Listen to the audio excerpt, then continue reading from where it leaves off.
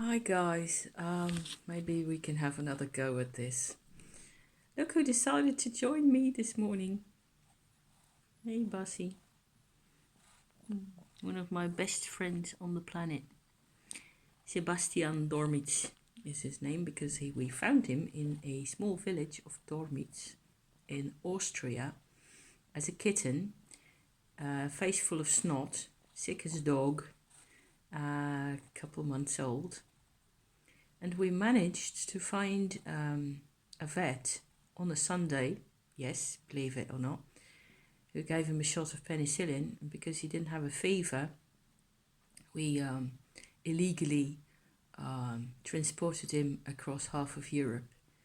And he was in a very bad way. He was so sick. It must have been 12 years ago or something like that, something along those lines.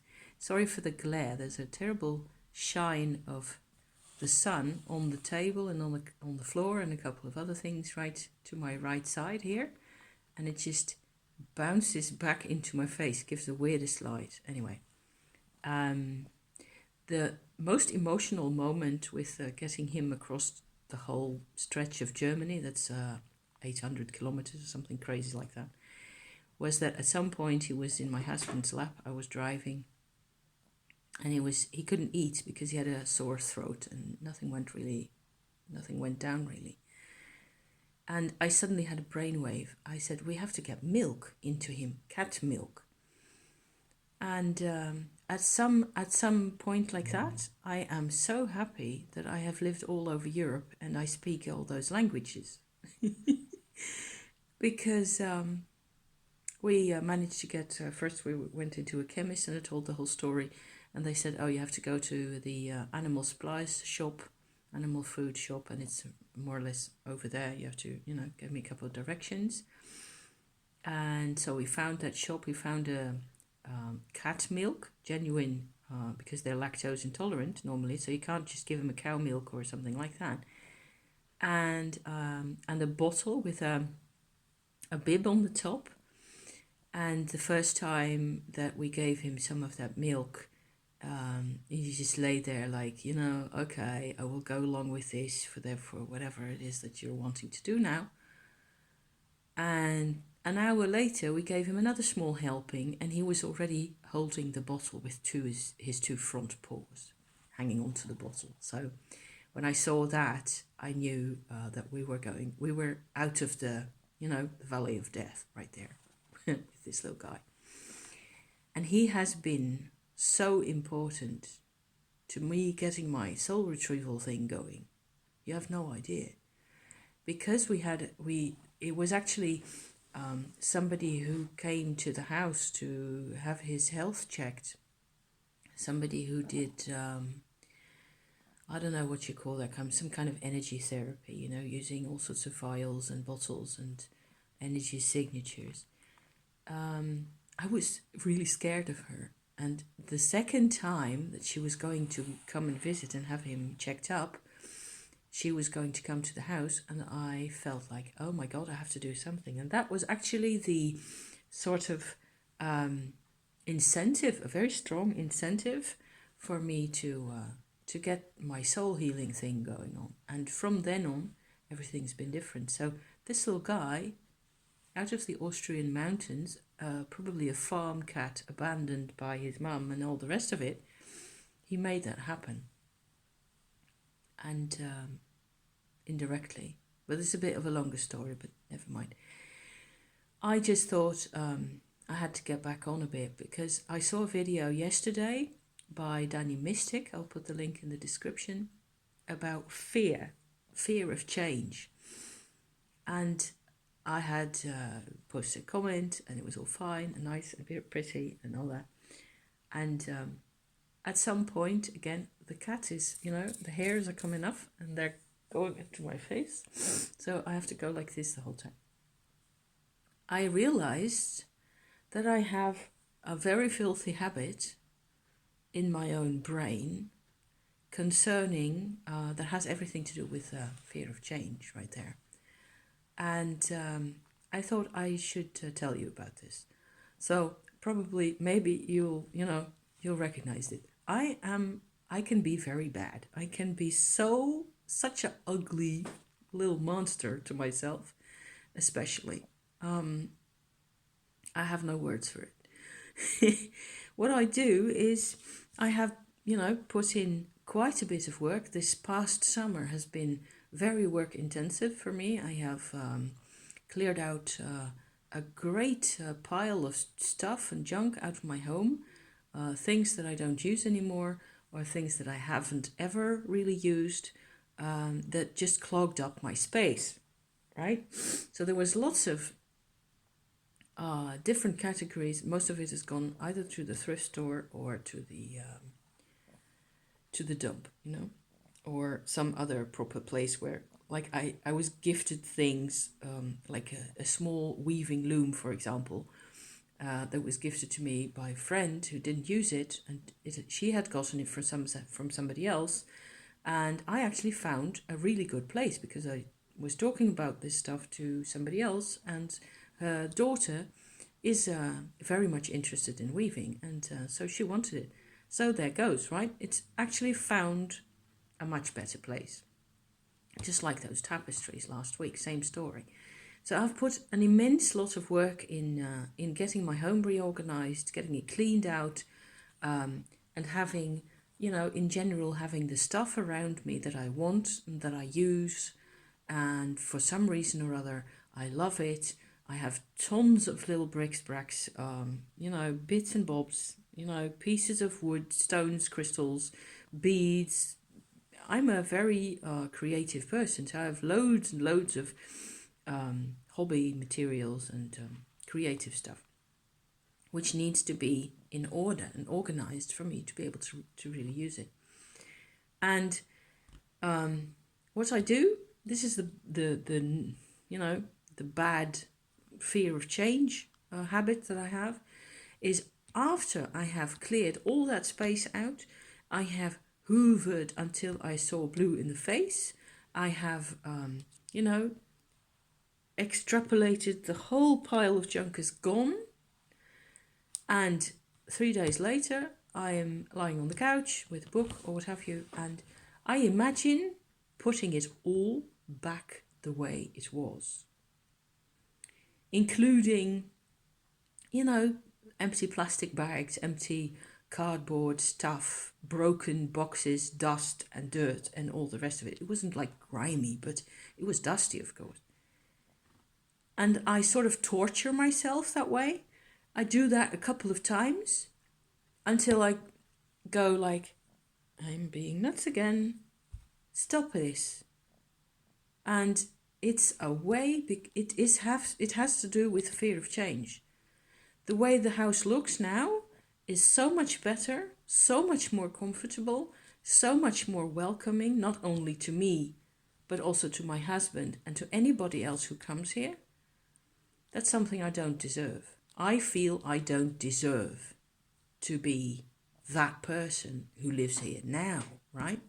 Same thing with the letter and the booklet that I sent to my foster family yesterday, that I was so pleased with, and I'm so happy with it. At some point later, it was yesterday evening late, I sort of had this automated fantasy that starts to run in my brain, where they hate it, they hate the booklet, they sent it back to me, and I just take everything apart again. I just take out the photographs, I take off the beads, I put them back where they came from, and it feels awful. I mean, I hate doing this, and it always happens at some point. It's almost like an automated routine thing. I am tired, I feel tired, I feel, I have PMS and that type of thing, and I just did it was a bit much, all of it.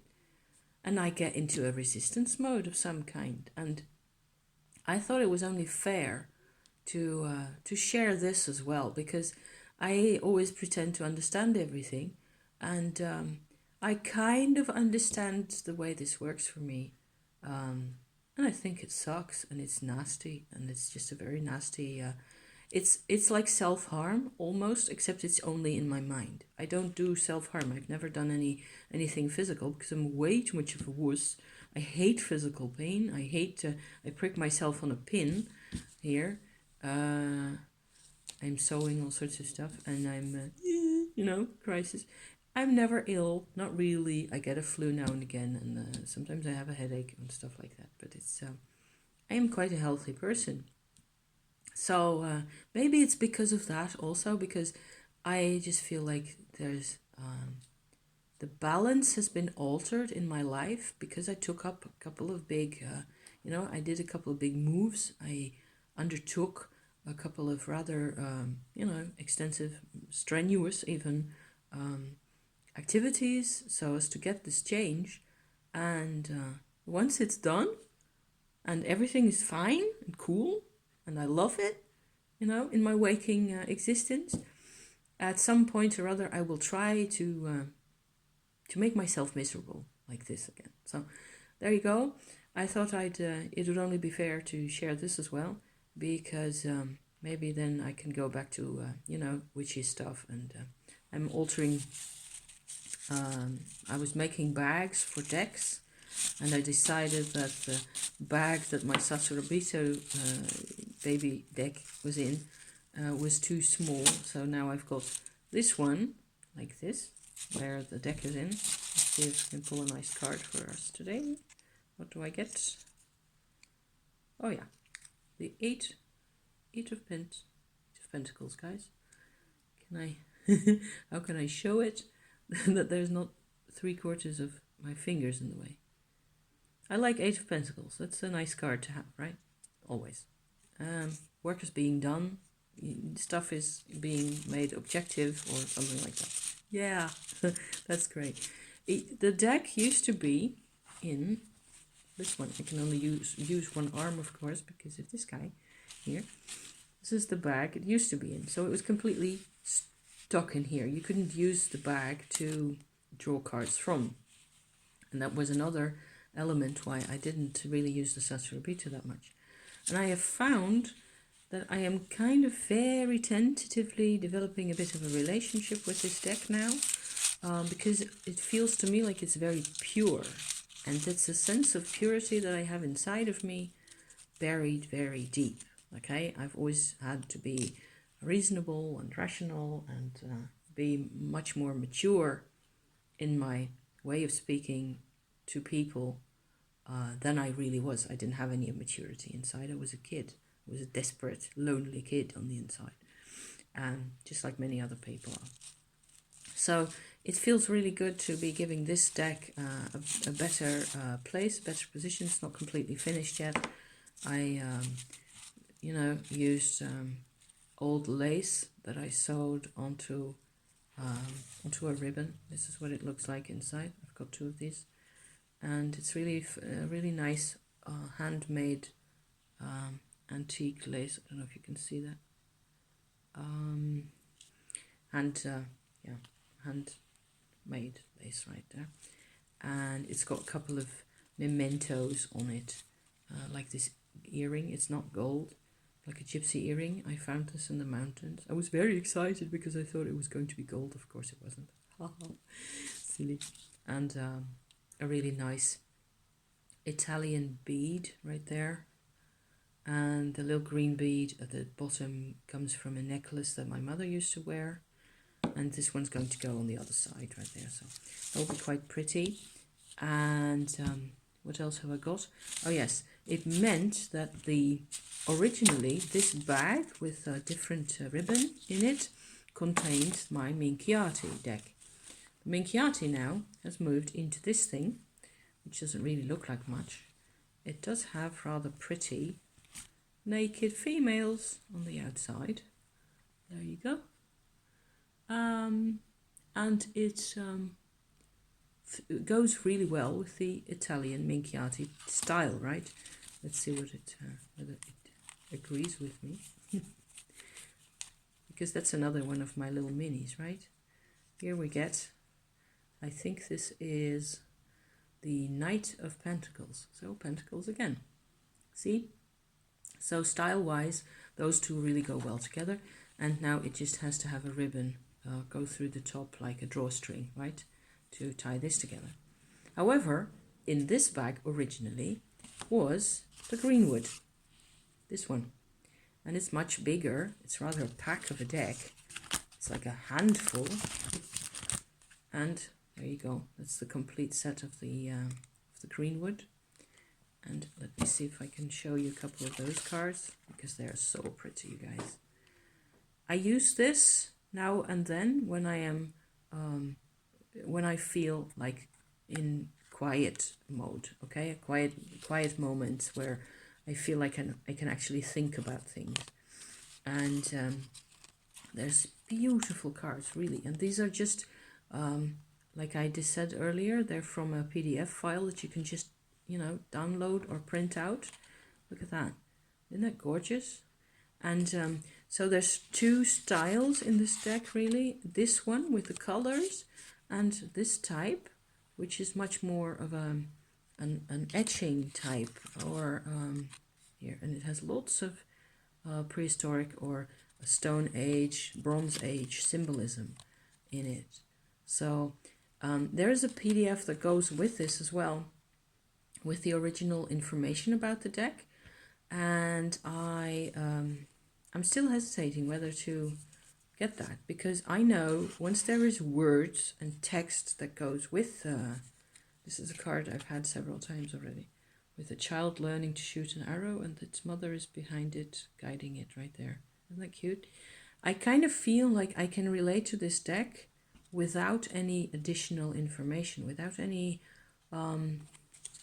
you know, any extra made text and words that make things easier. I think this is a 6 of Cups with the otters right there.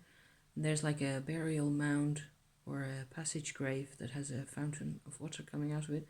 I find this really, it attracts me. It keeps, I love it. It just, I'm very fond of this. There's the moon card. That's one that I'm actually fairly positive that it is the moon, because I've seen people work with this. And here is, oh yeah, here's another stone circle.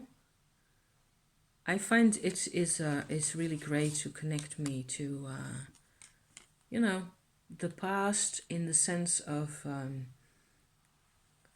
currents of civilization. It's less personal at some points to me, and at this moment. So some of the cards are a bit more simple, like this one, for example. It's probably an 8 of Wands, something like that. But I feel like it's good for me also to work with this. That's a pretty one. To work with this without any text. I really like, sort of, it allows me to be intuitive about things, and that's something I don't let myself do. So yeah. So now, like I said, these guys are homeless. So I'm making another bag, a new one, this furry stuff here. And it's going to be lined with a dark purple, and it's still only pinned up right there. And that the lining will go in there. And we will probably, I don't know, we'll have to figure out how that goes. Maybe I will use the second ribbon with lace stuff, although culturally then I think this has nothing to do with the Celtic, whatever you like to call that, Bronze Age, late Stone Age ideas, right? And style wise, this belongs in with much later stuff, much more bohemian, gothic, what have you, Tarot Musha, that type of thing. It's still a deck that I want to get at some point. And I have these glorious pieces of fake fur right there. We look at that. Yeah. I think I bought the whole bag when I saw this, and it was just like a couple of euros for a kilo, something like crazy like that. I might stick this on the outside of the furry bag for the greenwood, and see where we go from there. It'll be huge when it's done, and there'll be But it's okay, because then the cards will be safe. And here's another piece. Boom.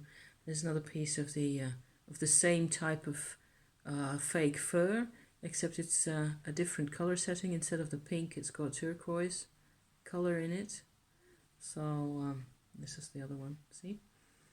So I always buy stuff like that when I get the chance, because this makes me happy. This type of stuff, this is happiness, right? And maybe I should apply this as medicine to the part of me that hurts inside and that makes me think horrible thoughts like, all the work has been completely in vain and you do not deserve to have any of it. You do not deserve happiness. You do not deserve a day in your life when there is no fear. Thanks for watching, you guys. You're the bomb. Thank you. See you next time, soon enough.